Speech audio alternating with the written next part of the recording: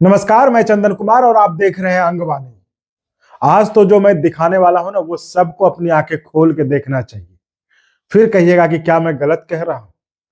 आज जो दिखाऊंगा वो सिर्फ शिक्षक साथियों के लिए नहीं, बल्कि बिहार के हर एक आम जन की आंखें खोल देगा। ये हर कोई देखने के बाद यही कहेगा कि पाठक साहब बस करो, क्या कर रहे हो ये सब, अब नहीं बहुत हुआ, सीधा बस करिए।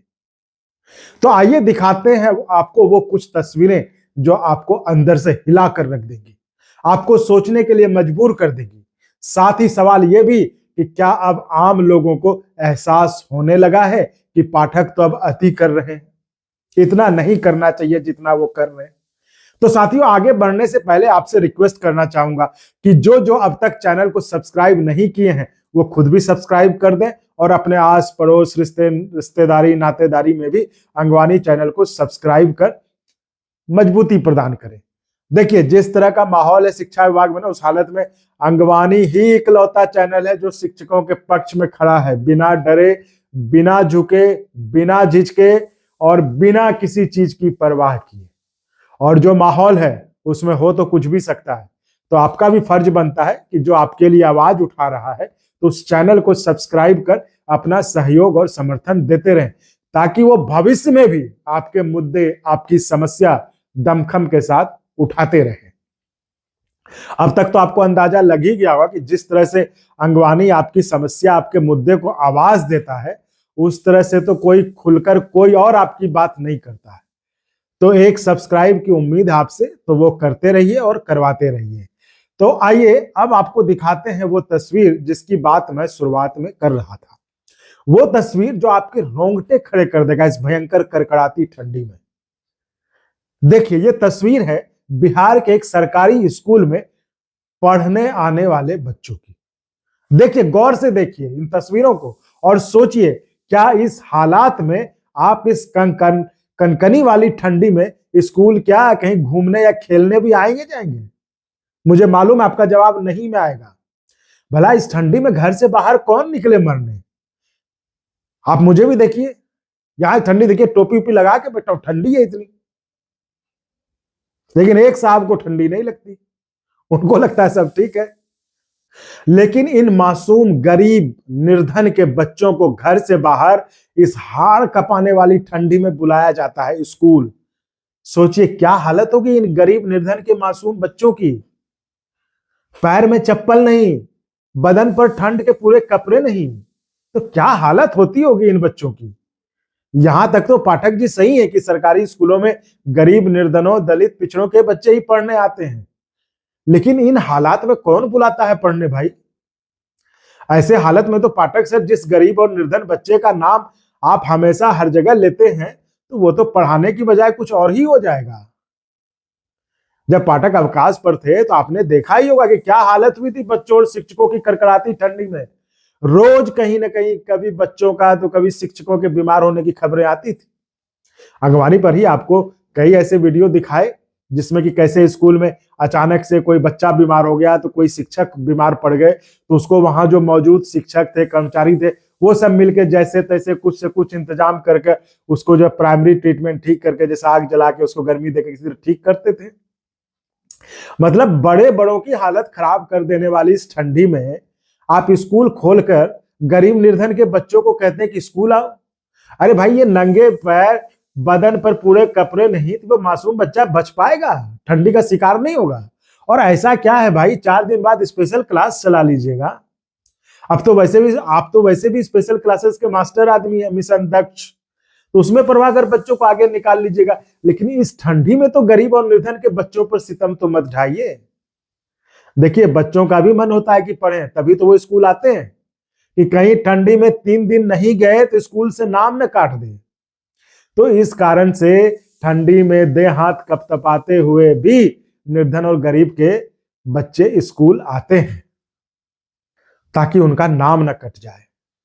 और नाम कटने के बाद फिर से एडमिशन कराने में जो दिक्कत है वो आप जानते ही हैं। देखिए, अब जो थोड़ा ठंडा कम हुआ है, लेकिन अभी भी ठंडे का सितम जारी है, खत्म नहीं कह सकते आप ये पूरी तरह से खत्म हो गया।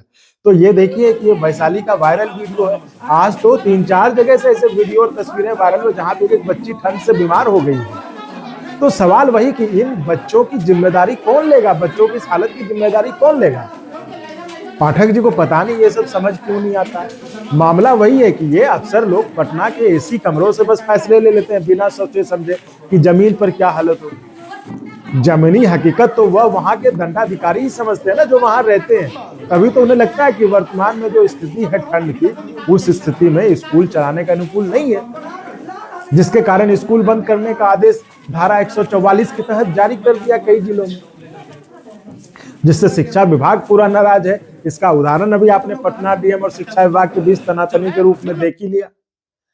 शिक्षा विभाग वाले आईएएस, अरे तो पटना के जिला दंडाधिकारी वाले आईएएस भी जम गए, और सिर्फ जमे ही नहीं, फिर से एक दिन और बंद बढ़ा दिया, इस चेतावनी के साथ कि उनके आदेश की अवहेलना करने पर जेल और जुर्माना दोनों का प्रावधान है। तो समझ लीजिए आप, तो पटना वाले डीएम आईएएस भी रातों रात पॉपुलर हो गए, क्योंकि उनका भी स्टैंड भी सही था। इस ठंडी में स्कूल खोलकर बच्चों की जान के साथ खिलवाड़ नहीं कर सकते। अब तो शिक्षकों को यहां तक कहना है कि अगर पाठक साहब को शिक्षकों से ही मजदूरी करानी है तो शिक्षकों से मजदूरी करा लें, लेकिन बच्चों पर तो रहम कर दे सरकार। एक शिक्षक ने नाम ना लेने की शर्त पर बातचीत में कहा कि अगर पाठक साहब को शिक्षक को 9 बजे से 5 बजे के बदले अगर सुबह के 7 बजे से शाम के 7 बजे तक कर देने में सुकून मिल रहा है तो कर दिया जाए, लेकिन बच्चों पर रहम कर दिया जाए। इन कड़ाके की ठंड में भगवान न करे कि उनके साथ कुछ हादसा हो गया तो इसकी कीमत तो पहले हम शिक्षकों को चुकानी है, वो शिक्षकों का कहना है। हम लोग तो वो झेल ही लेंगे, लेकिन जो इस ठंड की चपेट में आकर काल कवलित हो जाएंगे, उनके माता पिता को वहां के शिक्षक क्या जवाब देंगे। कोई तो पाठक साहब की तुलना उत्तरी कोरिया के किम जोंग से करते हुए कहते हैं कि भारत एक लोकतांत्रिक देश है, जहां आम नागरिक से लेकर सर्वोच्च पदों पर बैठे लोगों के लिए अधिकार और कर्तव्य निहित है, और उसको लांघने की इजाजत किसी को नहीं है। इस तरह की मनमानी की परिपाटी पर रोक लगानी चाहिए, अन्यथा अराजकता का माहौल उत्पन्न होने की संभावना से इनकार नहीं किया जा सकता। तो ये वो शिक्षक हैं जो कि अनधिकारिक रूप से जो आपसे बातचीत में बिना नाम जो वो कहते हैं कि देखिए इसको कोट नहीं की जगह हमारा नाम नहीं, तो इस तरह की बातें करते हैं शिक्षक। आखिर वो भी तो इस समाज का, देश का ही हिस्सा है, राज्य के ही हिस्सा है, वो भी वोटर है। वो गलत भला क्यों बोलेंगे बताइए, वो गलत क्यों बोलेंगे। देखते हैं इन तस्वीरों से ही सरकार के हुक्मरानों का कलीजा पसीजे, और बच्चों के हित में शिक्षा विभाग बेवजह जो ये हठधर्मिता के चलते युद्ध का मैदान बनाने की बजाय बच्चों और शिक्षकों को राहत देने का कोई फैसला करे। तो साथियों, फिलहाल इस वीडियो में इतना ही, मिलते हैं अगले वीडियो में।